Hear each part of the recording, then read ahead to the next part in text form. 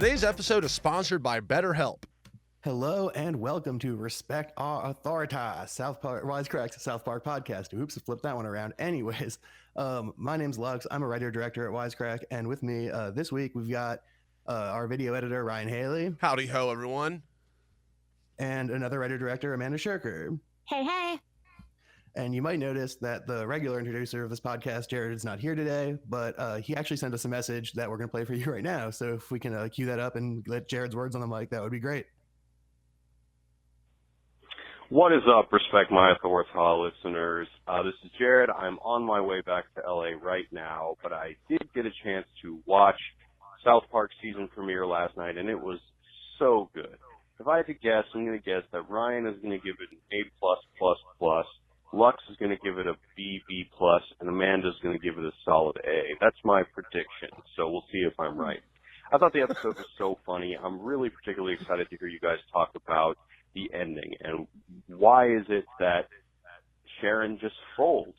She decides that she needs to alter her perspective, perhaps just to deal with the craziness of the situation, and then when Stan gets shot, she's just like, not the biggest deal in the world. Do you think that Stan is actually going to be shot in the next episode and going to be recovering throughout the season? If I had to guess, I'd probably say no. It's probably just a joke. They're just going for the craziness thing, and then by the next episode, they're just going to reset.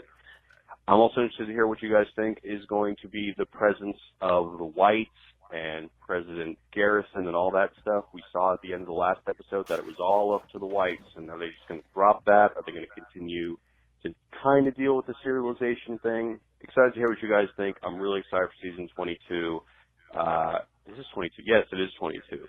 And I'll be back for the next episode and hope you guys have an awesome episode. But yeah, guys, let me know what you think about that ending. I thought it was super interesting. And what does it say about our need to always kind of question our perspective? Is it just because things are so crazy that we have to manipulate our own perspective in order to cope, and that's the true cynicism of the ending, that we'll all fold just like her because that's the state, because that's the nature of how things are naturalized, not necessarily the common occurrence of the event, but the way in which we have to cope with it.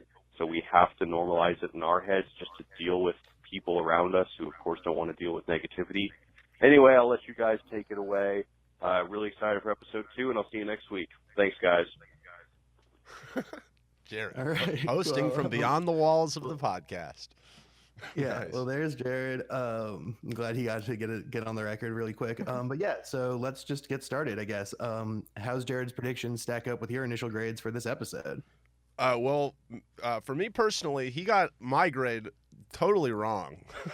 A+++ for this episode, no fucking way.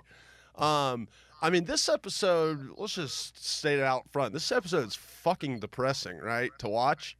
I mean, it's like, I he said it's so funny. I don't know where the laughs were. I mean, it's a great episode in terms of, I feel like it's making obviously a very, very staunch and bleak point that I think, we'll get into about the apathy we have for, daily school shootings. But Jesus, I did not laugh very much. I definitely was like during the first school shooting when it's happening and you see everyone just going about their daily lives. I'm like, oh shit, they're going there. Like this is, they're not letting up in South Park season 22. But at the same time, the whole episode's just one big FU to everybody that doesn't respond to school shootings, which I think is everybody now. So it's a very salient point that I think is relevant. But in terms of from a comedy show, it was hard to watch, not saying that they didn't do an impressive job. I mean, I'd probably give it like in terms of entertainment value, like a C- or D in terms of making a really solid piece of art. I'd give it, I guess, an A- or B+, but I don't want to watch it again. All right, fair enough. So Jared missed wide once. Yeah, what about you, Amanda? Yeah, Jared was pretty on point with me. I go with a solid A-.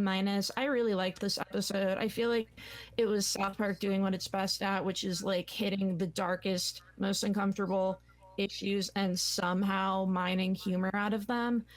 I thought it was also like interestingly restrained for South Park, whereas usually they're like all about, you know, as much kind of like blood and farts and whatever as possible. Like in this one, most of the action was going on off off screen, and that was interesting for me. And yeah, I also think it was just like a very neat and tidy episode. Like sometimes they can go a little off the rails with plotline, but this one took two plots and it just kept escalating them. And to me, that was just very like comedically satisfying. So I was into it. Yeah, I'm closer to Amanda and Jared. Jared missed with me by a little bit too, just because I think he overestimated my ability to not like anything. Because I give this like a B plus A minus. I thought it was really funny. I actually thought some of the ideas were a little scatterbrained. Well, we'll talk about that. But I really thought it was really funny, just in how it really it struck a chord. I guess it was funny in that way where like when I get uncomfortable, I laugh at. And that felt pertinent. And it had like it played with that in a really strong way. I like the Cartman plot. I thought that was like just straight up pretty funny. See, I totally disagree with that. Sorry, Ryan. Oh, I'm sorry. This is still your time. Keep going. Oh, I just wanted to comment on the Black Panther part, but keep going. All right. Yeah. So I just thought it was a pretty funny all around episode, and I really did enjoy the way that it like kept raising the stakes of the degree to which people have sort of tuned out on the school shooting thing. And I just thought that, like Amanda said, the way they kept raising the stakes of that joke was pretty fantastic to me. But we can go deep on this in a second. But let's knock out a quick recap of the episode. I've got that right in front of me. Here we go. We start off with the boys in class getting their grades back in a math quiz that Cartman failed thanks to Token changing his answer so Cartman couldn't cheat. While they talk fractions, a school shooting gets swinging, but class continues. Afterwards, distraught Sharon picks up Stan and takes him home, where she's the only one who cares about the shooting. Randy's taken aback by her reaction and thinks it might just be her period. Back at school, Eric thinks Token tried to stop him from cheating because he doesn't like the Black Panther, so he tried just to repair their relationship as another school shooting goes down and Mackie tries to stop it, sort of the way you'd answer a pizza at a birthday party. The parents meet up and Sharon wants to talk shootings, but Randy distracts by trying to signal his period theory, and the other parents are more interested in fixing the park, and Sharon predictably erupts at them. And now South Park Elementary has metal detectors, dogs, and a gun-toting Butters, the last of whom talks to Cartman, now with a leather jacket and a noir-style theme, who continues searching for answers about Token. Randy cries in the kitchen, Sharon gets mad about another shooting, at which point Mr. Stotch suggests that Sharon might be suffering not just from her period, but from menopause. So, predictably, Randy goes to a school shooting site to ask an EMT about it. At the same time, Sharon expresses some real questions and concerns to a therapist who tries to relay charade-style messages from Randy, which again enrages Sharon. And Cartman's hunt leads him to Token's parents, but Token kicks him out only after he learns that Token's parents wouldn't let him see Black Panther because it's PG-13. Afterwards, two moms pick up Sharon to take her to another school shooting, but it's really just a huge stunt, so Randy can get the whole town together and serenade his wife with Andy Williams' "Where Do I Begin" love story. Cartman confronts Token about the quiz, and Token says he doesn't care about Black Panther, and Cartman comes to the conclusion that Token also didn't like it. Either way, class already started, and the two need to navigate another school shooting, this time portrayed in slow-motion action, to make it to the quiz on time. After the shooting, Sharon hears about Randy's menopause theory and explains she had just had her period. When Randy suggests PMS as a cause for her reactions, she gives a big and a reasonable speech about how no one cares about school shootings anymore. Token lets Cartman cheat on the quiz, but Cartman throws the quiz away and decides that he'd rather continue finding the people who didn't like Black Panther instead of keeping Token's secret. And as Jared referenced before, at the end, Sharon apologizes because maybe she was overreacting just a little bit, and when she gets the call that Stan has been shot, she tells Randy it's not the end of the world. Credits. Hey guys, before we move on, I want to talk quickly about our sponsor of today's episode, BetterHelp. BetterHelp is the online counseling service that connects you with real licensed therapists, either online, by phone, chat, or any way that's convenient for you. You know, we use the internet for all sorts of things these days, like to shop better, learn better, work better. I think it's time we use the internet to live better. So, like this episode of South Park points out, life can throw us some curveballs, be quite an emotional roller coaster at any moment, and I get that. So if you feel you can benefit by talking with someone, you or anyone you know, about anxiety, depression, self-esteem, or anything at all, go check out BetterHelp at betterhelp.com/wisecrackpod. Thanks, and back to the show. Oof. So that was the episode, and I think the first thing to talk about is, like, let's talk about sort of what Jared said. I want to start at the end. Like, what did you guys think of the ending, and as such was the big ideas of the episode? Like, how did that make you guys? How did you all react to that? The ending was definitely the best part of the episode for me because it was definitely where the whole point came home hard, like a ton of bricks. And to me, my interpretation of the ending is not that necessarily like Jared's question, like why did Mrs. Marsh turn so quickly? You know, like it's more just that she realized that the new standard, the last line of the episode is, "Oh well, it's not the end of the world," right? So I think that their kind of grand point is that, like, basically anything that's not gonna fucking just isn't like almost apocalyptic, we kind of have been completely numbed to give a shit about. Like, you know, global warming we care about just because, you know, that's going to take it's an existential crisis, you know, like basically things have to be that scale for us to give a shit about it, is I think kind of their point. And obviously just the sheer apathy and stalemate we are as a country over gun control and school shootings and stuff, and how like their point's well made that no one, that like, you know, we're pissed for about 3 days and then life continues. I mean, that's like a nightmare that is true. But yeah, in terms of the last scene, that was my interpretation, was just that, like, oh well, my son got shot, you know, it's not the end of the world, so I'm just going to keep living on. I mean, there's, you know, I don't want to be upset all the time. The end of the world. Yeah.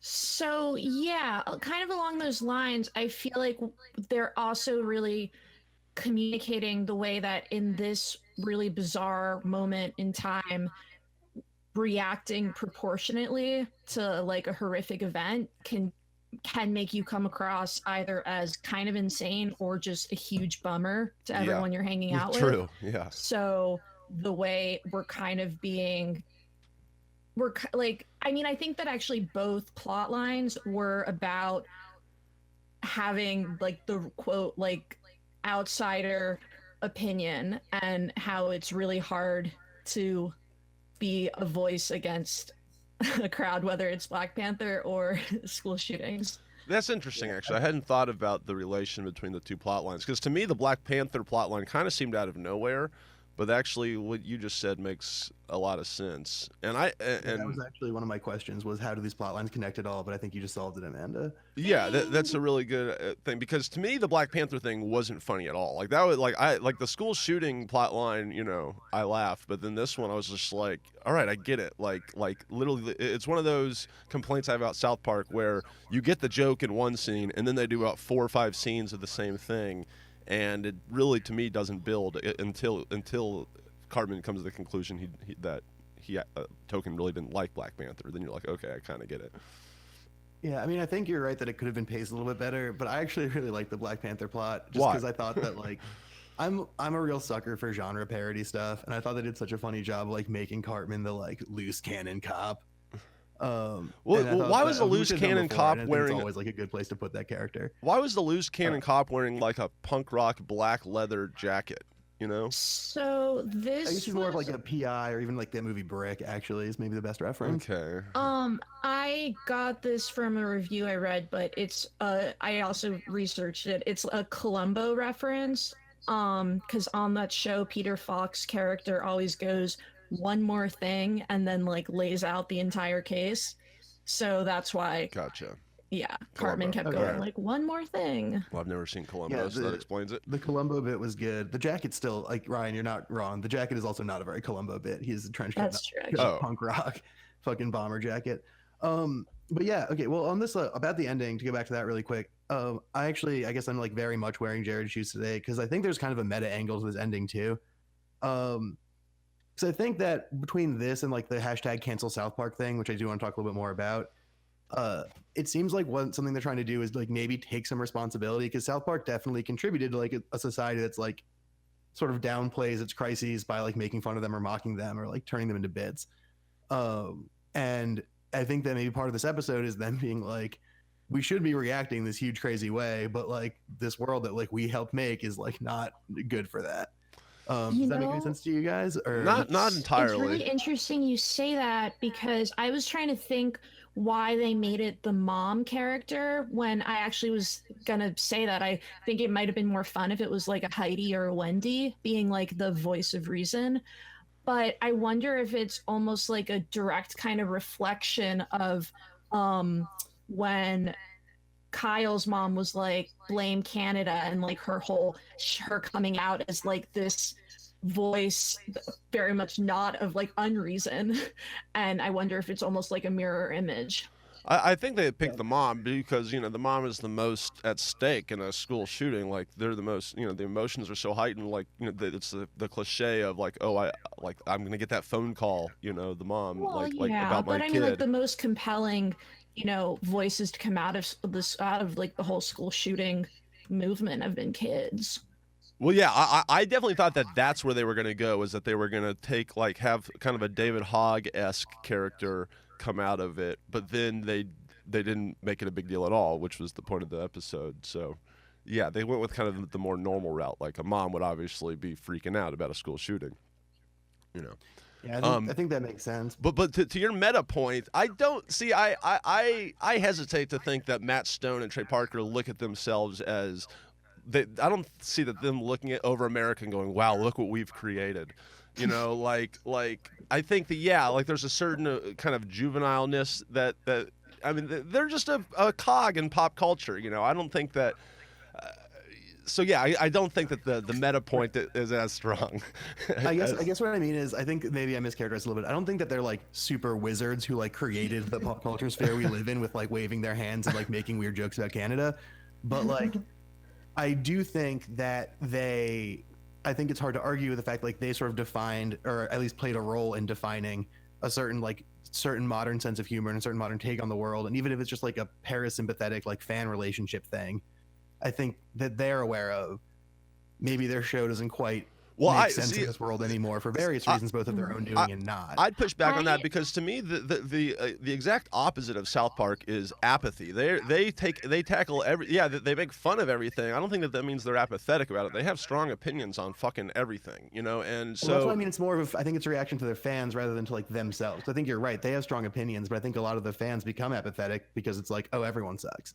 I feel like this was I feel like I'm somewhere in the middle, where I think it was a more mature South Park, just because for once the character who actually gave a shit was like the hero, or supposed to be. I mean, ultimately, like she ends up blah, erase all of that. Okay. What I was saying was that, yeah, the character who actually cared, usually their message is along the lines of people are, caring too much about something that they shouldn't care about, or, like liberals are using their platforms for petty things that they don't really understand. And this one was very much like usually like this voice on a South Park episode would be the crazy one, and in this one it's flipped. So I think there is definitely a reversal. Yeah, I think that's what I'm getting. I think it's really maybe a better way of putting it. That it just feels like they are maybe aware that like their old tactics maybe doesn't quite play the same way it did. And that's a good segue to talk about a quick aside thing. Like, what did you guys think of the hashtag cancel South Park thing? What the fuck was that? It just played over the credits, right? Like, well, they launched their first like teaser thing for the season was just like America's hit a crossroads, black screen, and like fade up, hashtag cancel South Park. Okay, and it's like they've been putting that out there for like a week or two now. And what is that? What do you think the point of that is? Well, I think like I said, I think that maybe part of it is I don't think it's a sincere effort to get the show canceled, but I think part of it is like a statement of intent that like this season they're gonna sort of do more episodes like this that are like aggressively, like you say, bleak and sort of brutal in their ways. That's what and it I think that like. this season is like, I think it's a statement of intent to be like, yeah, you want to get mad at us and get upset. We're going to make everyone very angry this season. So you think that this season, yeah. Sorry. I was just saying that you think that this season their like mantra is just going to be doubling down on the cold water episodes where you're just like not necessarily laughing, but you're like they're making big points and pissing you off. You think that's what they're going? Yeah, I think they want to confront people and piss people off maybe as much as they want to make people laugh, which I think it's always been laugh first, piss people off second. What are you going to say, I think that Amanda? they're probably going to be closer together as far as the ratio goes. Totally. I mean, I feel like I agree with all of that, and yet the only real point they were making was like school shootings are bad, which it shouldn't be very controversial. I mean, I know that people will find a reason to get mad at this episode no matter what, but See, I was sort of like, is this that controversial? I mean, like, is there a point that school shootings are bad, or is just that the reaction? Because they really didn't go into. I was surprised that they never had a conversation about school shootings. They didn't like go into the both sides, of the issue, like, which is kind of cool. They gesture at that. It becomes about Sharon's period instantly when like right. He's talking to meetings like it's a complex issue about handkerchief. Yeah, and that actually kind of speaks to Lux's point about the whole last season, how it was all about people's reactions. I felt like this was very much in that camp. Yeah, definitely. I think big time. I think that's where they're gonna live for a little while, especially like, yeah. I mean, I think there's something to be said that like they've always been sort of aggressive about these ideas, but I think that Ryan, like you said about the cold water episodes, I think we're gonna get more of those, and I think that they like want people to be mad at South Park again in the way people have been mad at South Park for what they've been saying. People have been mad at South Park for how they've been saying it for a while. I think they want to make it more like. Well, I'm curious. If Sharon's like the voice of the show beliefs, right? Like if they think people should be mad and Sharon's the voice of the show in a certain kind of way, then I think that like the end when she's like, I don't want to be a bum. I want everyone to be sad. And everyone's like, well, later, dude. Yeah. I think that's like sort of almost what the reaction they're going for. To turn people off almost, basically. Yeah, exactly. And then they can just sort of chill out. They don't need to make a show anymore. They can just relax. Speaking of people who aren't doing anything anymore and just relaxing, what did you guys think about like No Heidi? Yeah, what's with that? I missed that. I was cool with it. I thought Heidi was like their best developed female character, although like obviously Wendy's cool too. Yeah, I was bummed. I like that they took a break. I mean, I like Heidi, but we got a whole season last season with her. We can. Do you think she's not going to play as big a role this season? I think that they're going to go back to making every episode kind of a random element. Very little serialization. So I think that she's going to come back. She'll probably have her own episode at some point. But I think that they're going to go back to just the whole playground of South Park instead of making a big old story. But yeah, so the No Heidi stuff that segues very easily into like, do you think that we're gonna have Stan be shot and he carry over from this episode to the next one? I guess Ryan, I'm not, like you said, you don't think it's gonna be a serialized season, but what do you think about that? I do think that they'll probably have like a line that explains it, maybe make a joke out of it. But no, I don't see him recovering from this gunshot for the rest of the season, like Jared said. I think that they'll pretty much wrap it up pretty quickly and move on, and that'll be honestly kind of a meta joke of the show is, oh yeah, who remembers that school shooting from episode 1? I feel like it was very much a comedic beat to have Stan get shot, like the perfect concluding comedic beat. But yeah, I hope that's not the beginning of a serialization about a hospital. Oh my god, is that episode where Stan learns to walk again with those like rails on the walls? Yeah, sorry guys. But then what do you guys make of the end of the Cartman plot about the Black Panther plot, where Cartman like throws the quiz away and is like, I'm gonna show the world that people didn't like Black Panther. Never laughed. That's how I thought. I guess I mean fair enough. I guess I mean like does that ending felt like the beginning of a serialized story even more than Stan getting shot did to me, kind of like that really felt like act 1 of like a Cartman plot. Yeah, God, I hope not. But do you think that's going to serialize, or do you think we're just going to be done with that?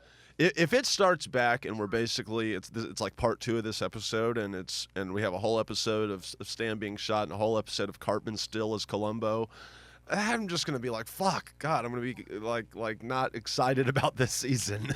But I don't think that's gonna happen. I think that, like we said, it's gonna be just totally random, totally different thing. This episode to me felt like they wrote it a long time ago. Another thing, because Black Panther kind of out of the consciousness for a couple months, I'd say. Like it had its time. It felt like they wrote it a while ago. And then same with, we haven't had a school shooting, luckily, in several months.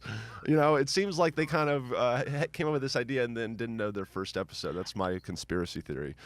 when it came time I for it. agree, and I think that it's also evident just from the way it's a very linear episode with no kind of left field developments. Like Jesus doesn't come in at the end, you know. I thought It for feels very sure planned. they were gonna do a Brett Kavanaugh Supreme Court episode. God. You know, I mean, like they're so fucking topical. Like it seemed like, but I don't know. Maybe they'll do that next week. Well, do you think? Yeah, I was gonna say, do you think this season is gonna be? Because part of me thinks that if it's gonna be sort of this random hodgepodge, and they're just like shooting at the various sort of like media targets that exist now, and there's like an infinite quantity of them. Like, do you think that maybe like the topicalness or like time freshness doesn't matter as much for this season? Like they can sort of just like school shootings this week, and like I don't know, creepy Hollywood dude. I said it last season, but like whatever other issue next week. You know what I mean? Maybe, yeah. I'll be curious to see how they because they had nothing really topical here. I mean, like I said, all this stuff I feel like was from half a year ago. Right, So exactly. I Like don't it's just a thing. know. Yeah, for sure. Yeah. Do you guys think so? To hit another one of Jared's questions. So, do you guys think we're gonna get more of the whites and President Garrison this season, or is that gonna also? I guess if it's not gonna be heavily serialized, I'll probably fade back, right?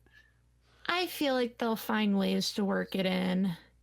I have a feeling they'll probably keep it somewhat to the side though, because they try to be not partisan, but still like commenting on. Like I felt like the only thing that took us like showing Butters with like an AK-47 was very clearly saying like the plan to arm teachers is dumb, but other than that I felt like it was pretty I didn't get that from that. unpartisan. I got it from because he's not a teacher. I mean, I thought they were going to go that route and have all the teachers armed, but just the fact that Butters was in it, I think that they're making the point that everyone is so desensitized that a kid, a hall monitor walking around with an AK-47 just seems like a good idea. You know, I guess it's the same as the teachers. You're kind of right. But, yeah, I thought it was just the presence of guns on purpose at schools being counterproductive was what I got. Right. And that shot with like the police dogs who are animated a little more shakily than the kids who like growl and jump at the kid who gets scared. Like there's little moments like that do like speak to a sort of sense of them being like, this is not the best sort of possible not ideal stuff. So okay, so let's I guess let's get back to the episode and keep going this deep dive. Like Ryan, you didn't like the Black Panther plot at all. Amanda, how did you feel about it?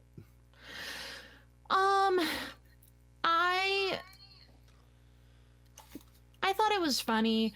I would agree with Ryan that the stakes couldn't really grow, and I almost felt like the second time I watched the episode, I felt like the moments of going to the Black Panther, I was like a little disappointed because like the school shooting one was just so high stakes and so active. I felt like they purposefully like picked something really light and petty to like complement the really dark, heavy shit.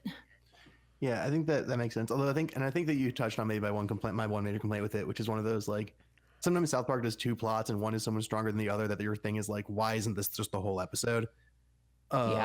And that's I think I kind of felt that way too about the shooting plot line. I thought it was just much more full and fleshed out. I still thought the Black Panther thing was funny. Well, I have a question too. What did you guys think about Black Panther? Because I actually did relate to Cartman because I didn't really like or agree with the hype about that movie, but at the same time, even watching him go through that, I was like, I still didn't laugh. What did you guys think about the movie though? Did you agree with Cartman or no? I really loved a lot about Black Panther, although not all of his complaints were like invalid. Like I think some of the stuff he said was kind of true, but I think that the movie overall was like good enough to carry through that stuff. But like he's right that there's some structural issues.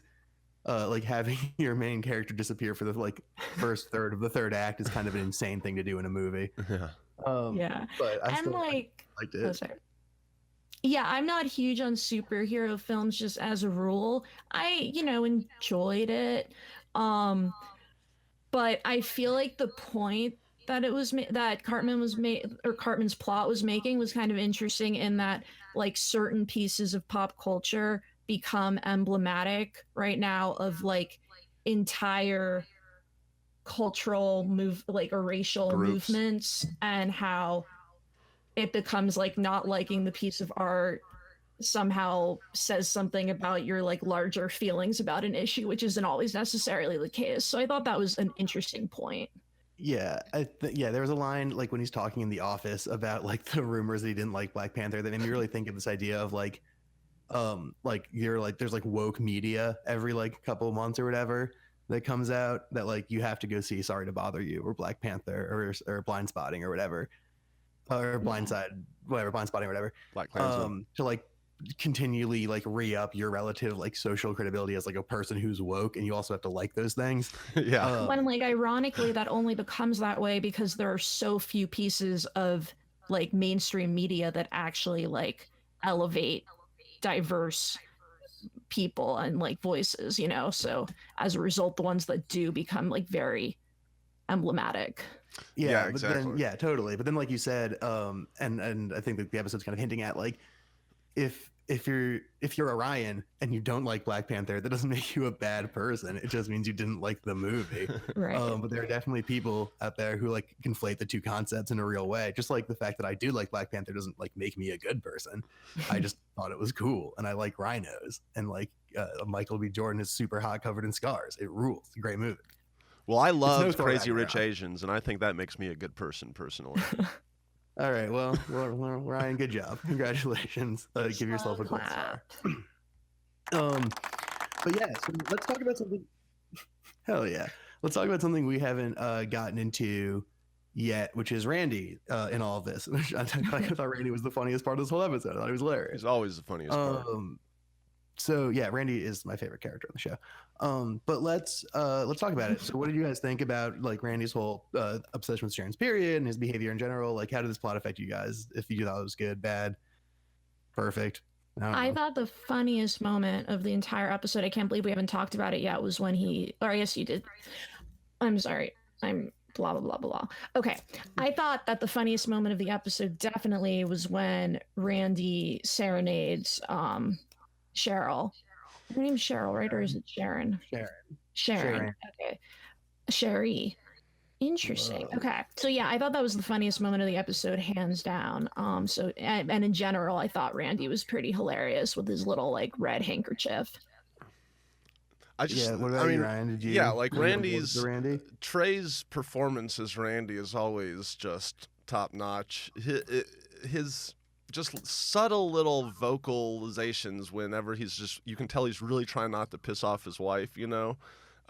Even though his wife wants him to be pissed, that's like the funny dynamic because it's about school shootings and she wants people to have a reaction. So yeah, like everything Randy said I laughed at pretty much. Although, and especially the red handkerchief thing, even though that came out of left field, that's one of those just kind of weird ass, like, where the fuck did that come from? But the second time it happened when when she's at the therapist's office, and then he says red handkerchief, and you're like, what? And then you see Randy behind her. That made me laugh a lot. Where's my dick? Yeah. I totally agree. I thought the Randy plot was super funny, and I think a lot of my favorite bits were the over the top stuff, the charades bit. And the singing the Andy Williams song or whatever. But here's a question I have is like, why was that the sort of counterpoint to Sharon? You know what I mean? Like, do you think there's any meaning to it being like this PMS thing, like this whole menopause story and Randy's confusion? Is there anything to read into there? Or is that just like classic weird dad stuff? I mean, as a woman, like when you get really pissed off, like people, that's a real thing that happens. It's a way to dismiss any strong female emotion, or just like the concept of women having power, you know, is that like they can't because once a month they go crazy. So I felt like it was a very real kind of gaslighting scenario where they're telling her that school shootings aren't a big deal and she only feels that way because she's on her period. Well, if you feel that way, then what did you think about at the end when that is what happens? Or at least that's what she proposes is what happens. I thought the ending was really interesting. I like it because I think it's real. I think that like when you are the only outraged one and everyone's telling you that you're a huge bummer, like you kind of learn to shrug your shoulders. Like I think that's a very real phenomenon. And I guess there's like a parallel to like eventually you sort of can like shrug off or deal with or become a nerd to like the constant PMS gaslighting thing or whatever. Like, I'm just wondering if there's a parallel there, but that makes some sense to me. Did you think there was anything more there, Ryan, or is that pretty much mined out?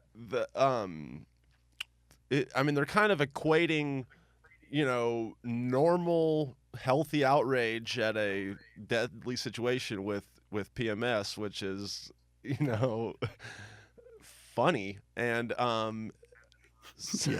like and fucked up too. It's kind of like the fact that we've gotten there, and that's what is really fucked up is that I believe there's a lot of truth to it. Like, no one likes to hang out with people that are complaining all the time. Like take Trump for instance. Like if you're with somebody that's, I know it's not the equivalent of a school shooting, but if you're with somebody that is constantly reading the news and it's just like all day every day, it's like saying like, all right, here's what happened, with the whole Trump soap opera this day. You're like, all right, I get it, it's important, but you're not that fun to hang out around. I don't have to hear about it from you all the time. That's kind of like the point they're making, but they're also making the point that we should fucking be outraged. We shouldn't just not want to deal with it. So. But then at the same time, Sharon becomes like them at the end. So like the best South Park episodes, this one does not give a conclusive solution to anything. But Right. But it definitely points out our hypocrisies and how fucking insane we are. Right. It comes out in a real sort of like, yeah, everything is bad and we should be really angry about it. But like being angry about it all the time is extremely difficult And exhausting and not fun. And that's great. Yeah. And that's basically the whole deal, right? And that's what they're coming down to is like this whole thing where, as social systems have weird outcomes and bad stuff happens, people sort of internalize it because you need a society to exist or whatever. Sort of like how when your shower's leaky, you take showers anyway. And like eventually we all get bored of complaining about the leaky shower, and same way we get bored of complaining about gun violence. I guess that's a really blasé way of comparing them, but too late. I did it. Anyways, we're going to move on from us talking about the show to answering your questions about the show. And so you can email us at southpark@wisecrack.co if you want to get your questions on the podcast, or you can also join our Discord where a lot of the questions come from. And you can do that by going to patreon.com/wisecrack and subscribing and stuff. Anyways, from the email, we have an email from Jordan, and his was very long and very good, but I've cut it up a little bit. Here we go. Hi, Wisecrack. I'm looking forward to your thoughts on last night's South Park season premiere. If you'll indulge my long email, sorry, I cut it up. I'm trying to get my thoughts out. I thought Sharon's role was akin to that of the typical lifespan of a disaster activist today. We should all be as outraged as Sharon every time something terrible like the shooting in Parkland, Florida happens. A better comparison might be the constant wars, massacres, and shootings abroad. Very heavy. No one in the United States seems to mind too much unless a video of a burned, mangled child goes viral. Morally speaking, are we obligated to be outraged every time tragedy strikes to the point of exhaustion? What do you guys think about that? Like, do we have moral obligation to like get worn out, or is it okay to just bail sometimes? I mean, also, like, what good is your moral outrage unless it actually incites you to action? I feel like you're not morally obligated to read every bit of news about every tragedy, and I'd actually argue that it like kind of is counterproductive because it probably makes you too depressed to do anything. Yeah, and I think social media kind of plays a role too. Like, 20 years ago, we didn't know about all the bad stuff in the world, and I'm not saying ignorance is bliss, but kind of is in a way, and now you can go on the internet and literally if anything bad happens anywhere in the world, you know about it in a moment, and then it just seems there's this perception that's just like, wow, the world fucking sucks, but maybe it always did, but it just kind of, you didn't know about it all the time, and because you didn't get fucking constant notifications about it. So I do think that social media plays a role, but in terms of just like the virtue of being outraged at very significant real things, I mean, I don't have a good answer. I think we should be outraged, but I agree with you, Amanda, that yeah, it needs to. If we're not fucking doing anything about it, then all we're doing is yelling at each other, and that is totally not productive. And I think that gun violence is one of the few true stalemates we have in the country. That and like global warming and abortion maybe are the only two I can think of where it's just so charged. Both sides have such strong opinions that basically every time that there's a major event about them, everyone trots out the same, lines, and then we go back to all hating each other after that, and that's kind of just a shitty cycle. Yeah, I think also make a really salient point about how much we're aware of stuff in this way. We're like, I guess like 50 years ago or whatever, even 20 years ago, it was really easy to be like, you got to stand up against all these injustices because like you're only exposed to, the ones in your world or whatever. But now it's like, I know about shit that's going wrong in Hong Kong and in Indonesia and in like the Kamchatka Peninsula. And it's like, the question of like, how outraged can I really be about every single bad thing I know is happening? It becomes, like Amanda sort of said, like totally disabling at a certain point. You are but one man, Lux. What'd you say? I said, you are but one man. Sorry, I don't know what voice this was. No, but you're exactly right. I am but one man, and we are but one podcast. And it's like a lot to ask of like any person or group to like be able to muster up that rage about sort of anything. And so then he also has a question about, Jordan also has a question about the Black Panther thing. Is long enough email to contain 2 questions and still have most of it cut out.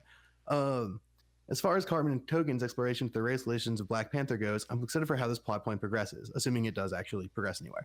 But why doesn't Cartman like Black Panther? Does Token really not like Black Panther, as the end of the episode suggests? I suspect Cartman is racially motivated, as he often is. With Token, I'm not so sure yet. What do you guys think?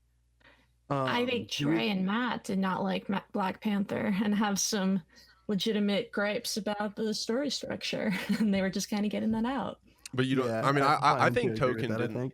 I think Token really didn't like the movie. I kind of would like to have heard him say that verbally, because he really doesn't. He just kind of agrees with. He just kind of like nods at Cartman.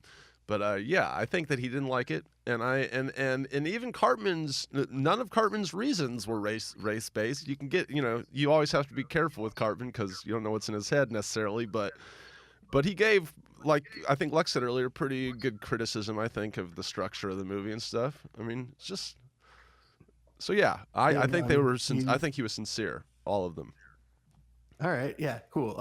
And yeah. So thanks, Jordan. Those are their answers. And Jordan also said he was looking forward to hearing our thoughts and really enjoys the show. So thank you very much for saying such nice things to us, Jordan. Yay! Thanks, Jordan. That was from the email. These next ones are from the Discord, which again you can get to by going to patreon.com/wisecrack. First question is from Mojo Jojo.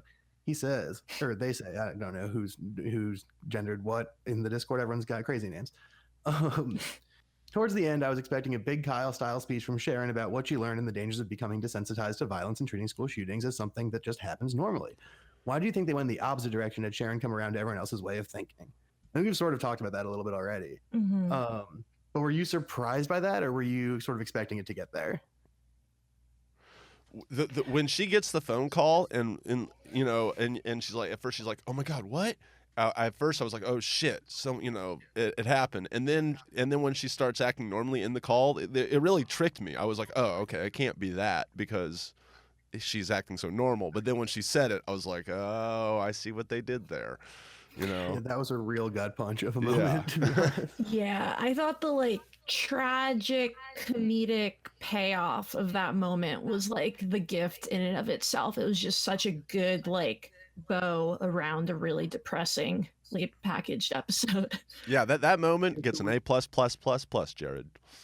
All right, guys, that moment truly does all the plus we can give it. But did you guys? So were you expecting sort of a more Kyle type speech from Sharon, or do you really, or was this more what you thought was going to end, just everyone being like, whatever? Sorry, Chase is talking to us. What's up, Chase? I think we got it. No, it's not. Yeah, it keeps doing the auto punch. So, yeah, we just have about I think 10 more minutes. I think we're good to go though. Okay. We can wrap this up in 10 minutes. Oh yeah. Okay. Yeah. Go for it. We have 2 more questions and then plugs, and we're done here. The plug questions are short. All right. So yeah, I guess yeah, I was a little bit surprised that it wasn't a Kyle speech thing, but I think the ending made sense, and I think that the most important thing is that the ending moment was basically perfect, right? Yeah. Definitely. Whether it surprised me or not, it was a fucking banger ending. Anyways, then Died Famous, also from the Discord, says, why was Sharon chosen to be singled out? What does her character have to say about the role she's playing in this gun narrative? I think we talked about that. But then he has a more interesting question, which is, why am I so old that I used to identify with Stan, but now I feel like I'm Randy? I think is an interesting take that in this episode, what's even the difference between Stan and Randy? And how do you think that maybe do you think that's the thing? Maybe they're shifting towards the adults more because the audience has gotten older? I mean, it's a fact that Stan and Kyle and Cartman have not aged, and we all have. So maybe they're following the logic of that. I mean, you know what they say: you either die a Stan or you live long enough to see yourself become a Randy. Oh, brutally true. Also, Died Famous asks, what's going on with the Cartman subplot, and how do you think it's gonna overshadow the gun thing, assuming this carries on? But again, like we said, I don't think that's gonna happen. I bet money on it that it doesn't. I hope. Word. I won't take that back because I think you're right. And lastly, we've got Fancy Octopus, who says, what links could exist between the idea that Sharon's fear is presumed to be driven by her period of menopause? What does this excuse essentially everyone in town what does this excuse essentially everyone in town puts on her say about us right now? So do you think there is like a thing, like you mentioned this whole gaslighting PMS thing, Amanda, do you think that they want to be talking about that in like a broader social context, or is it really just a specific joke to this episode? I mean, I think it would be way too big an accident if they didn't mean it that way, because like it's super real. Like, I mean, as you know, I won't even get into the fact that we don't like believe women as a society when they experience something, but like it's been a way to delegitimize women for centuries, you know. So and I guess that is like a thing that's happening now in the world a little bit, and like a little bit all the time everywhere. And I think that I think maybe you're right that they're getting at that not just for this episode, but also as a broader like idea. I think that's probably true. God, yeah, this show sometimes they're really doing it. I'm really happy the show is back, but that we get to do the podcast again because I missed you guys. And also, man, I missed you too, dude. When it's good, it's so goddamn good. It's so good. All right, well, that's gonna wrap it up for us today. There you go. That's how you say that phrase. So you can find us in various places on the internet. You can find me doing this or on the Wisecrack Twitch stream at twitch.tv/Wisecrack Live. You can also look at my gaming podcast, The Game Boys. But where can we find more of you, Amanda and Ryan, on the internet? I tweet sporadically at Amanda Shirker. Yeah. Hell yeah. All right. You can find me on YouTube and Facebook. I release short comedy videos every week at Ryan's Shorts. Made one about my Burning Man trip this week. It's very good. Oh, thank you, Lux. Ryan's 2018 Burning Man video. And then you can also listen to the other Wisecrack podcasts like Show Me the Meaning, which you can find on the channel, and check out the videos, of course. And please rate and review this podcast on iTunes. It really super helps us if you give us 5 stars and say some nice things. And with that, that wraps it up. We're glad to be back. Can't wait to talk to you guys next week. And I guess we're out of here. Respect our Authoritah from Hollywood, California.